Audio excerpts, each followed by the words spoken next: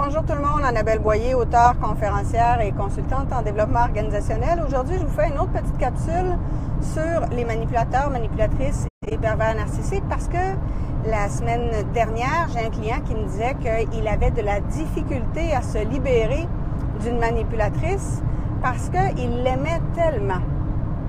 Alors, je voudrais revenir sur cette notion-là. On s'entend que si vous vous êtes rendu compte que la personne avait un comportement de manipulation, c'est parce que vous avez énormément souffert. Vous avez toléré et enduré énormément de dénigrement. Vous avez subi des propos vexatoires et diffamatoires. Vous avez subi des mensonges. Vous avez subi des crises de colère et des crises de jalousie qui n'avaient juste pas de bon sens. On s'entend là-dessus, là. Vous avez eu des périodes rough avec cette personne-là, des périodes qui ont été excessivement difficiles, qui vous ont fait douter énormément de vous, qui vous ont fait perdre confiance en vous, et cette partie-là revient continuellement. Donc, ça, on s'entend, là, ces crises de colère-là, ces crises de jalousie-là, ce dénigrement-là, ce n'est pas de l'amour. Et ça, rationnellement, vous le savez que c'est pas de l'amour. Vous savez que c'est autre chose. Sauf qu'il y a quelque chose qui est plus fort que vous en dedans, qui fait que vous avez besoin de revoir cette personne-là. Vous avez besoin d'être avec elle. Et c'est ce que vous appelez de l'amour. Mais en fait, ce n'est pas de l'amour. C'est une forme de dépendance. Puis on s'entend, là, c'est jamais le fun de dire qu'on a une dépendance, là. Et cette dépendance-là, c'est une dépendance que l'on appelle affective. Parce que, on va faire un parallèle, on va vous donner un exemple. Quelqu'un qui essaye d'arrêter de fumer puis qui a beaucoup de difficultés, on s'entend qu'il n'est pas en amour avec la cigarette, là, ça n'a rien à voir. Sauf que dans la cigarette, il y a entre 3000 et 4000 produits, puis là-dedans, il y a des produits qui servent à créer des réactions chimiques dans votre cerveau, justement pour créer une dépendance. C'est ça l'objectif.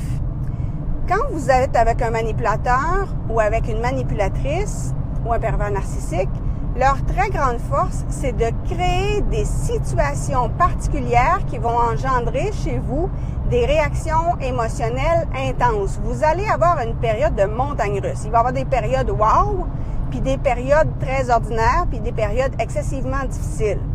Et ces périodes-là de montagne russe émotionnelle, ces situations-là où il y a de fortes réactions émotionnelles, quand on dit qu'il y a une réaction émotionnelle, ça veut dire aussi qu'il y a une réaction chimique. Et la réaction chimique, la réaction hormonale, entre autres, elle se fait dans votre cerveau et dans votre corps. Le manipulateur, la manipulatrice, le pervers narcissique est donc en train de conditionner votre cerveau. Il le programme à devenir dépendant, même si vous n'aviez pas de dépendance affective au départ. Il vous programme donc à devenir dépendant en générant des réactions dans votre cerveau et dans votre corps, ce qui fait qu'après ça, vous êtes pris pour gérer cette situation-là. Et on s'entend là que tous vos amis et votre famille vous l'ont dit que c'était pas une bonne personne pour vous. Ils vous l'ont décrit. Il y a probablement des amis à vous qui se sont éloignés et qui ne veulent plus en entendre parler parce qu'ils voient bien la manipulation.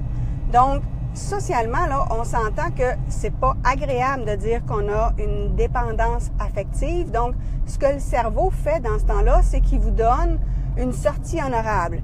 Il s'assure de vous donner un terme qui est socialement acceptable. Donc, votre cerveau, volontairement, pour que vous soyez capable de tolérer la situation, va dire que c'est de l'amour que vous ressentez. Puis le manipulateur, la manipulatrice va vous dire aussi que s'il y a des crises de jalousie, c'est parce qu'il vous aime.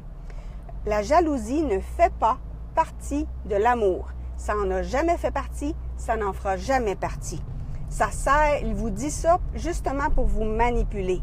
Mais la jalousie, c'est soit une maladie, soit un mécanisme de défense qui est inapproprié, soit une façon de se sentir vivant en faisant des crises monstrueuses. Mais ça ne fait pas partie de l'amour. Sauf que le manipulateur, la manipulatrice, essaie de vous faire croire que ça en fait partie pour vous faire endurer la situation. Mais à la base, ce n'est pas de l'amour que vous ressentez, c'est de la dépendance affective. Ça veut dire qu'il faut donc la travailler. Il y a beaucoup de façons de le faire, il y a des outils. Évidemment, une thérapie va vous aider quand le thérapeute est spécialisé dans cette situation-là, parce que ce ne sont pas tous les thérapeutes ou tous les psychologues qui sont à l'aise à travailler les situations de manipulation. Il existe aussi des exercices de méditation qui peuvent vous aider. Mais l'idée, c'est qu'il faut reprogrammer votre cerveau pour réapprendre à vous faire confiance, réapprendre à reconnaître ce qu'est l'amour et ce qui n'en est pas et à mettre vos limites. Mais comme c'est une dépendance, si vous dites à quelqu'un qui vient d'arrêter de fumer, puis que vous avez une conversation, puis que la personne vous dit « Ah, je vais prendre juste une cigarette », on s'entend-tu qu'il recommence à fumer? On peut pas prendre juste une cigarette quand on a arrêté de fumer. Au même titre qu'un alcoolique peut pas prendre juste un verre. Une fois qu'il en prend un, il est fait. Donc, quand on est avec un manipulateur ou une manipulatrice, souvent les gens me disent « Oh, mais je vais juste avoir une dernière conversation avec lui. » C'est la même chose que de dire « Je vais prendre juste un verre » ou « Je vais prendre juste une cigarette ». Évidemment, il va y avoir un impact. Évidemment, le manipulateur, la manipulatrice, le pervers narcissique va utiliser cette situation-là pour vous emprisonner davantage. Et à ce moment-là, vous ne serez pas libre, mais pas du tout. Et rappelez-vous que de toute façon, on ne peut pas argumenter avec un manipulateur, une manipulatrice ou un pervers narcissique. Donc, il faut vraiment le voir comme une dépendance. Ça implique qu'il y a une période de sevrage. Donc, quand vous allez couper les ponts avec le manipulateur, la manipulatrice, c'est normal que vous ayez des moments de rush où c'est vraiment pénible. Et non, il ne faut pas le contacter, il ne faut pas relire ses courriels, il ne faut pas relire ses textos, parce que là, c'est la même chose que si vous reprenez un verre alors que vous êtes alcoolique. Ça ne peut pas fonctionner. C'est une dépendance affective. C'est pour ça que je suggère souvent le livre de l'auteur Pascal Piquet. Le livre s'intitule « Le syndrome de Tarzan ». C'est justement sur la dépendance affective. Je vous le suggère fortement. Puis évidemment, mais vous avez mon livre « Relations sous emprise ». Dans les deux cas, si vous ne les trouvez pas en librairie, vous demandez au libraire, il va vous les faire venir. Ça va prendre quelques jours. Puis à ce moment-là, vous n'aurez pas de frais de transport. Mais rappelez-vous, la manipulation, c'est une dépendance affective. Il faut donc la gérer de cette façon-là. Sur ce, je vous invite à vous abonner à ma chaîne YouTube et à me retrouver sur ma page Facebook pour d'autres capsules. Merci beaucoup. Au revoir.